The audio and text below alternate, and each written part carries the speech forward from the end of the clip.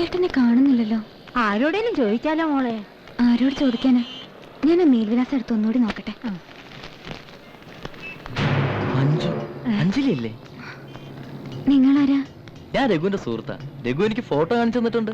ഫോട്ടോയിൽ കാണുന്ന പോലെ തന്നെ, ഒരു വ്യത്യാസവും. ചേട്ടൻ എവിടെ?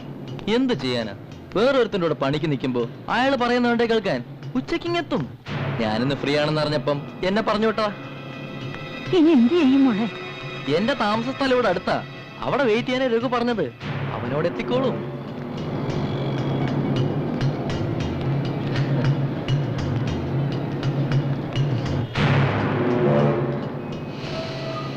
സമ്മന്തിപ്പൊടി, കായ വറുത്തത്, ഉപ്പിലിട്ടത് എല്ലാം കൊണ്ടുവന്നിട്ടുണ്ടല്ലോ രഘുവിന്.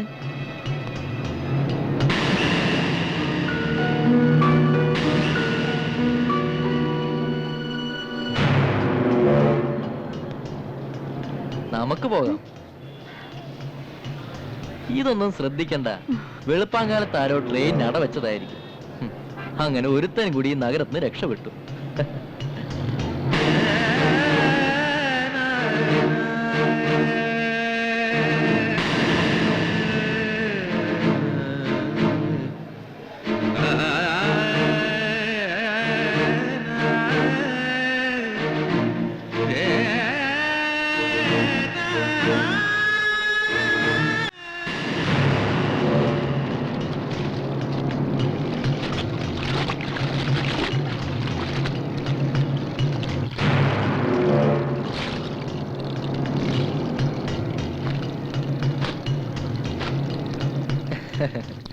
ഇതൊക്കെ ഒന്ന് നനച്ചിടുമായിരുന്നു.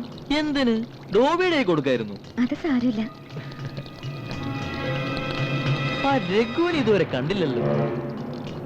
ഞാനൊന്ന് അന്വേഷിക്കാൻ പറയും.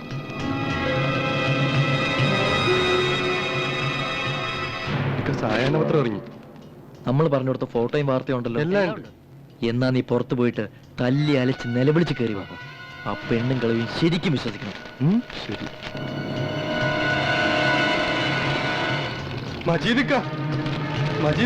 എന്താ? എന്താടാ? എന്തിനാ കൂവി നിലവിളിക്കുന്നേ? നമ്മുടെ രഘു. രഘു? രഘുവിന് എന്ത് പറ്റി? ഈ പത്രത്തിലൊക്കെ നോക്കിയേ. ചേട്ടൻ എവിടെ? എന്താ പറ്റിയ? രഘു ഒരു അപകടത്തിൽപ്പെട്ടു. ഈ പത്രത്തിലുണ്ട്.